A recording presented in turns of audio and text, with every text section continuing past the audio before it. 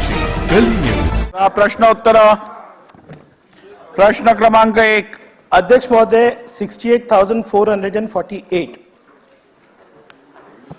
अध्यक्ष महोदय छापल्याप्रमाणे। अध्यक्ष महोदय मुंबई नासिक हाईवे, आज अगर आप टीवी शुरू करेंगे तो हेडलाइन में आपको दिखेगा कि ट्रैफिक कोंडी, आज 6 से 7 किलोमीटर लंबी ट्रैफिक की वहां पर लाइन लगी हुई है।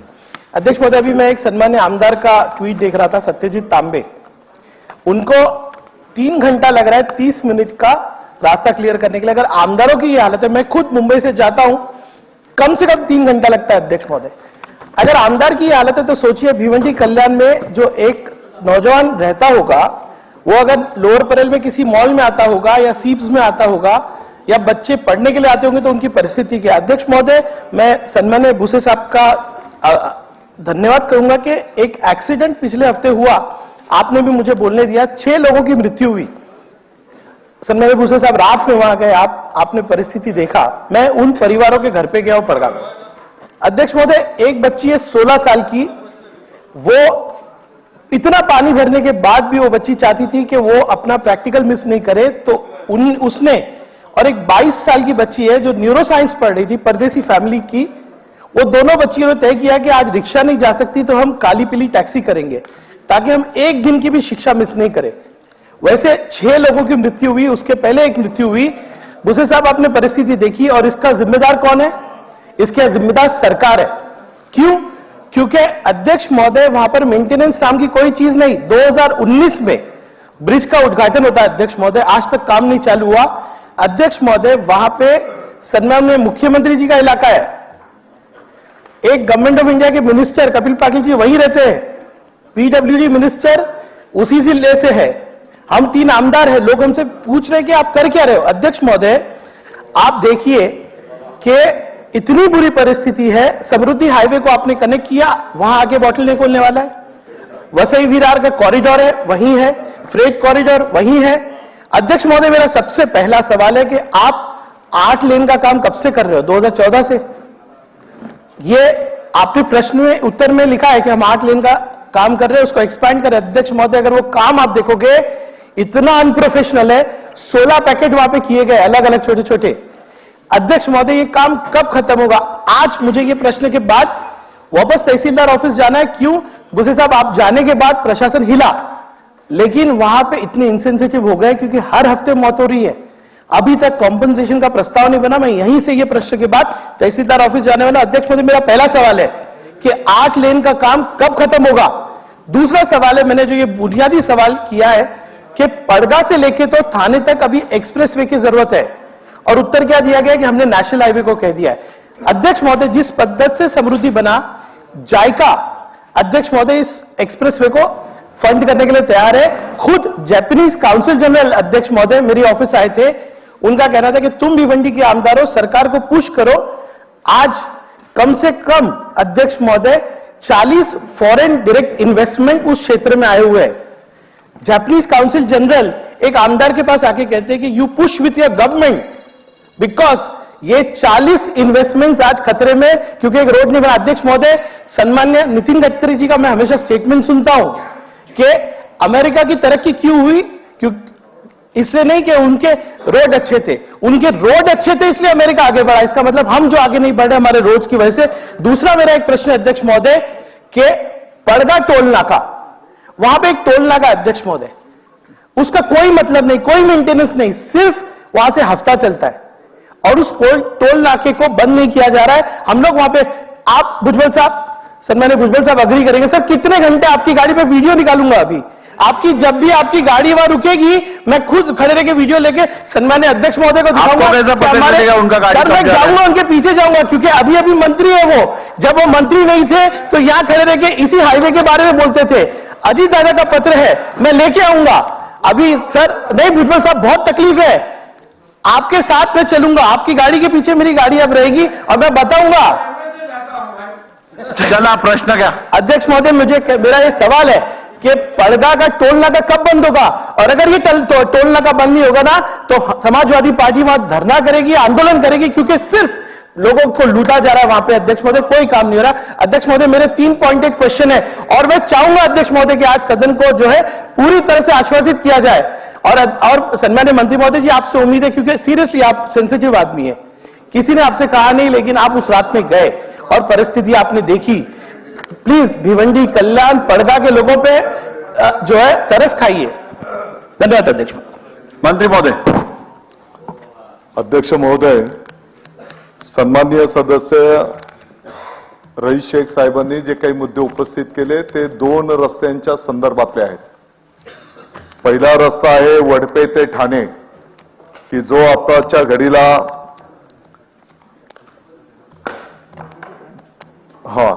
आणि दुसरा जो आहे तो वडप्यापासून पुढे नाशिक कडचा तो नॅशनल हायवे मध्ये आहे आणि म्हणून वडपे ते ठाणे म्हणजे भिवंडी बायपास। आताच्या घडीला हा जो काही रस्ता आहे हा अस्तित्वातला रस्ता 4 पदरी आहे, साधारणतः 21 किलोमीटर लांबीचा हा रस्ता आहे। आणि अध्यक्ष महोदय, आपल्याला माहिती आहे की भिवंडीच्या या रस्त्याच्या लगत मोठ्या प्रमाणात गोडाऊन्स आहे आणि या गोडाऊनच्या माध्यमातून संपूर्ण भारतभर जड वाहनांच्या माध्यमातून मोठी ट्रॅफिक त्या ठिकाणी असते। सदस्य महोदयांनी ज्या काही भावना व्यक्त केल्या की ही वस्तुस्थिती आहे की त्या ठिकाणी ट्रॅफिक मोठ्या प्रमाणात जाम होत असते आणि म्हणून या संदर्भामध्ये भारतीय राष्ट्रीय राज्यमार्ग प्राधिकरण यांनी हा वडपे तो ठाणे हा जो काही रस्ता आहे या राष्ट्रीय महामार्गाच्या दर्जोन्नतीसाठी महाराष्ट्र राज्य रस्ते विकास महामंडळाला 16 जून 2021 ला तो रस्ता हस्तांतरित केलेला आहे आणि उद्योजक म्हणून हा रस्ता त्या ठिकाणी प्रदान करण्यात आलेला आहे। महामंडळाच्या माध्यमातून या 4 पदरी रस्त्याचं काम 8 पदरी रस्त्यामध्ये करण्याचं काम प्रगतीपथावर आहे आणि साधारणपणे ऑगस्ट 24 पर्यंत हे 8 पदरी रस्त्याचं काम त्या ठिकाणी निश्चितपणे क्वालिटी मध्ये पूर्ण केलं जाईल आणि मला वाटतं की ही जी काही रहदारी ट्रॅफिक आहे ही निश्चितपणे सुरळीतपणे त्या ठिकाणी प्रगतीपथावर जाईल। आताच्या घडीला या रस्त्याच्या कामाचं 30% काम त्या ठिकाणी पूर्ण करण्यात आलेलं आहे, तरी पण तातडीने आपण काय उपाययोजना करू शकतो त्या दृष्टिकोनातून अध्यक्ष महोदय मी स्वतः त्या रस्त्याला सर्व अधिकाऱ्यांच्या उपस्थितीमध्ये भेट दिली आणि म्हणजे दुर्दैवाने नॅशनल हायवेवर आपण जो अपघाताचा जो मुद्दा या ठिकाणी उपस्थित केला तो पडग्याच्या पुढे म्हणजे तो नॅशनल हायवे मध्ये तो भाग येतो आणि त्या ठिकाणी तो अपघात पण त्या दिवशी झालेला होता। तर तिथे पण मुख्यमंत्री महोदयांच्या आदेशानुसार मी स्वतः पण त्या ठिकाणी भेट दिली आणि ते जे काही अपघात झाले त्या संदर्भातला प्रस्ताव सुद्धा जे विद्यार्थी होते त्यांचा जिल्हाधिकारी कार्यालयामध्ये त्या ठिकाणी प्राप्त झालेला आहे आणि पुढचाही निर्णय त्या ठिकाणी केला जाईल। अध्यक्ष महोदय, हा जो भिवंडी बायपास आहे ही वस्तुस्थिती आहे की त्या ठिकाणी ट्रॅफिक मोठ्या प्रमाणात असल्यामुळे आणि आताच्या घडीला 4 पदरी रस्ता अस्तित्वात असल्यामुळे ट्रॅफिक जाम होत असते आणि म्हणून काही तातडीच्या उपाययोजना आम्ही त्या ठिकाणी केलेल्या आहेत। त्याच्यातली पहिली उपाययोजना की जे काही खड्डे आहेत आणि पावसामुळे आणखी ते खड्डे मोठे होतात आणि ते खड्डे चुकवण्याच्यासाठी ट्रॅफिक त्या ठिकाणी परत जाम होत असतो आणि म्हणून ताबडतोबीने हे जे खड्डे आहेत ते बुजवण्याचा निर्णय आम्ही त्या ठिकाणी केलेला आहे। या 21 किलोमीटर मध्ये मध्ये मध्ये कट होते आणि मग ती वाहनं मध्येच उजवीकडे वळण्याच्यासाठी किंवा तिकडनं समोरला आलेलं वाहन इकडे वळण्याच्यासाठी परत तो ट्रॅफिक जाम करायचा, त्याच्या पाठीमागची पण ट्रॅफिक जाम करायचा आणि समोरची पण ट्रॅफिक जाम करायचा आणि म्हणून असे साधारणतः एक 24-25 ठिकाणी जे कट होते ते कट बंद करण्याचा निर्णय आम्ही त्या दिवशी केला आणि ते कट सुद्धा आता बंद करण्यात आलेले आहे। जी काही ट्रॅफिक आहे ज्याला वळण पाठीमागे जर जायचं असेल तर त्यांनी पुलांच्या माध्यमातून जो अंडरपास आहे त्या अंडरपासचा वापर करून त्या वाहनांनी त्या ठिकाणी त्याचा वापर करावा असं त्या ठिकाणी सांगण्यात आलेलं आहे। या वाहतूक नियंत्रण करण्यासाठी पोलिसांच्या मदतीला 100 ट्रॅफिक वॉर्डन पुरवण्याचाही निर्णय आम्ही त्या ठिकाणी घेतलेला आहे की जेणेकरून एखादं वाहन जर काही नादुरुस्त झालं, काही पंक्चर झालंय तर ताबडतोब त्याला क्रेनची सुविधा उपलब्ध करून देणं, ते वाहन बाजूला करणं आणि ट्रॅफिक सुरळीत कशी राहील त्या दृष्टिकोनातनं हे 100 ट्रॅफिक वॉर्डन त्या ठिकाणी सहकार्य करू शकतील. काही क्रेन्स आणि गस्ती पथक पण निर्माण करण्याचा निर्णय आम्ही घेतला आणि त्याची अंमलबजावणी या आठवड्याच्या पासून आपण त्या ठिकाणी सुरू केलेली आहे. मोठी जी अवजड वाहनं आहेत तर यांचं एक काही वेळ मर्यादा असली पाहिजे की जेणेकरून जो आता आपण जसा उल्लेख केला की अपडाऊन करणारे अनेक लोक आहेत, ठाणे मुंबई शहरामध्ये ते येत असतात आणि म्हणून हा जो पीक पिरियड असतो या पीक पिरियड मध्ये मोठी जड वाहनं त्या रस्त्यावरनं जाणार नाहीत, किंबहुना त्यांच्यासाठी एक विशिष्ट लेन उपलब्ध करून दिली जाईल आणि लहान जी वाहनं आहेत त्या लहान वाहनांना एक स्वतंत्र लेन उपलब्ध करून त्यांना ती सोय त्या ठिकाणी उपलब्ध करून देण्याचाही निर्णय त्या ठिकाणी करण्यात आलेला आहे. आणि म्हणून एक जो पाईपलाईनच्या लगतचा महानगरपालिकेच्या मुंबई महानगरपालिकेच्या मालकीचा जो रस्ता आहे त्याचाही ऑथराईज परवानगी घेऊन त्याचा सुरक्षेला बाधा न येता त्याचा वापर आपण करू शकतो का, की जेणेकरून एक थोड्या थोड्या प्रमाणात या गोष्टीचं निराकरण करण्याच्या दृष्टिकोनातनं हे सर्व प्रयोग आम्ही त्या ठिकाणी करायला घेतलेले आहेत.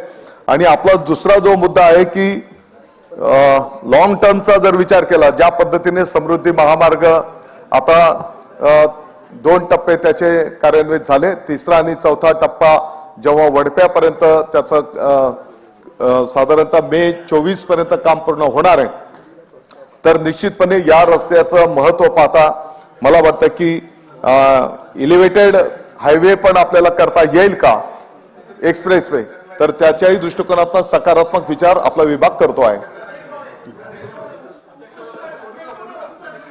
थोरात साहेब देतो, त्यांचं झाल्यावर देतो ना. बोला बोला. अध्यक्ष महोदय, सम्माननीय मंत्री महोदय से मेरा पहला प्रश्न है कि मई महीने में सम्माननीय मुख्यमंत्री जी ने थाने डिस्ट्रिक्ट के लिए ऐसे आदेश दिए थे कि नेशनल हाईवे हो, पीडब्ल्यूडी हो, एमएसआरडीसी हो, किसी का भी रोड हो, वो पीडब्ल्यूडी मार्फत उसके खड्डे भरे जाए. वो इंप्लीमेंट नहीं हुआ. दूसरा अध्यक्ष महोदय कि इतना बड़ा विषय है कि आप ड्रोन के मार्फत, आपने बहुत अच्छे कागज पे मुझे बताया कि कितने सारी चीजें इंप्लीमेंट होने वाली है. मैं स्थानिक आमदार हूं, 1% भी इंप्लीमेंटेशन नहीं है. एक कट अगर बंद हो गया होगा ना तो मुझे बताइए, क्या ड्रोन के मार्फत एज अ इमरजेंसी, ये सर डिजास्टर लेवल पे इसका प्रॉब्लम चल रहा है, आप कह रहे कि छोटी वाहनों के लिए अलग लेन होगी, कुछ इंप्लीमेंट नहीं होने वाला. ऐसे उत्तर में 4 साल में सुन रहा हूं सर, लेकिन आपसे उम्मीद है सर, आपके पास एक कंट्रोल, मोपलवार जी बैठते हैं, आपके पास एक कंट्रोल रूम है जहां से आप सब कुछ देखते हो, क्या आप इस पूरे रोड को ड्रोन सर्वेलेंस के माध्यम से सर्वेलेंस करोगे क्या? अध्यक्ष महोदय, आम्ही म्हणजे नाशिक किंवा धुळे जळगाव त्या भागातनं सगळे जे काही लोक नागरिक आम्ही त्याच रस्त्याने प्रवास करतो आणि आपल्या ज्या भावना आहेत त्या भावनांशी आम्ही सहमत आहोत. अगदीच लपवण्याचा काही विषय नाही. आणि म्हणून माननीय मुख्यमंत्री महोदयांनी या संदर्भातलं अतिशय गंभीरपणे नोंद घेतलेली आहे. रस्ता कुठलाही असू दे, नॅशनल हायवेचा असेल, एमएसआरडीसीचा असेल, हे खड्डे ताबडतोबीने त्या ठिकाणी भरले जातील आणि रस्त्याची वाहतूक सुरळीत कशी होईल. रईस जी, आपका पिछला अनुभव जो भी रहा होगा, लेकिन मैं आपको आश्वस्त करता हूं आने वाले 8 दिन के अंदर आपको रिजल्ट दिखाई देगा. आणि इलिव्हेटेड हायवेच्या संदर्भामध्ये निश्चितपणे सकारात्मक वरिष्ठ पातळीवर आम्ही प्रस्ताव पाठवू.